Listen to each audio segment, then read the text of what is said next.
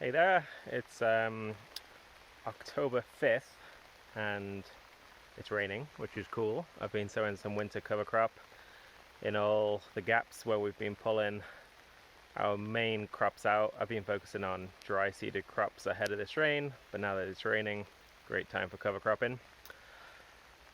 We've still got a lot of the tropicals in. It looks like our 10-day forecast is still frost free, so I'm not too panicky yet. I try and get all of the crops I can out ahead of frost, and then interestingly a lot of the tropicals don't mind being harvested after frost because they're root crops. But I wanted to show you something specifically today because everyone that's been out to the farm has been pretty interested in it, and it's kind of cool. It's above my head right here. It's an interesting one for us because we're not really focused on fiber, although we are interested in whole systems, and I believe that local fiber systems and local food systems definitely kind of run hand in hand. So I'm going to turn the camera around and introduce you to this pretty fun crop.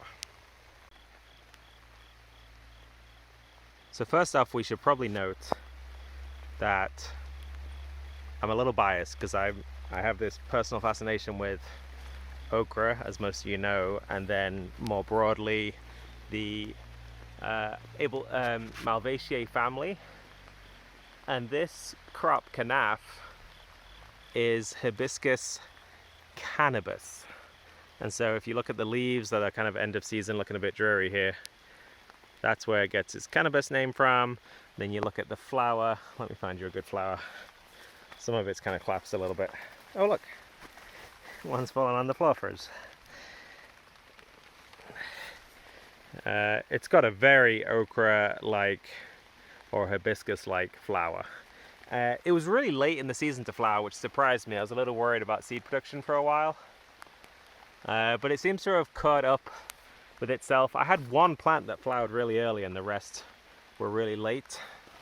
And one thing you can see, this epicalyx is like really intensely spiny. In fact, it doesn't look that way, but the whole plant is pretty aggressively spiny. Like all these stems are covered in these real sharp bristles. So if let me zoom in on one for you here. Here's a whole bunch of seed pods into production. So I've already been picking off seed pods and harvesting them, so I will have plenty of Kenaf seeds to share with you all. I don't know if you can see that with the silhouette, but there's tons on that one. So if anyone's interested in growing this next year, they can. I'm also going to be chopping down fiber and going through the retting process. Look at this dude. He's eating my Kenaf. What are you doing? Yeah. So I am going to ret these long stalks and then extract the fiber, and we've got some cool organizations in town. The Fiber House Collective, Eco Fiber Mill is another one that are willing to work with me with some of this alternative bast fibers. I'm trying to find a dry seed pod that I can show you without having to hurt myself by going deep into the grove. Let me do one more pass and we'll see what we can find.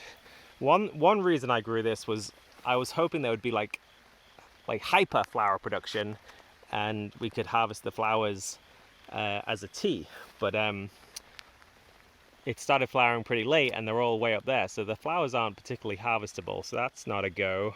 It's in the Malvaceae family, so the leaves are probably edible, but there's other Malvaceae family crops that produce much bigger leaves that again I think are probably more desirable.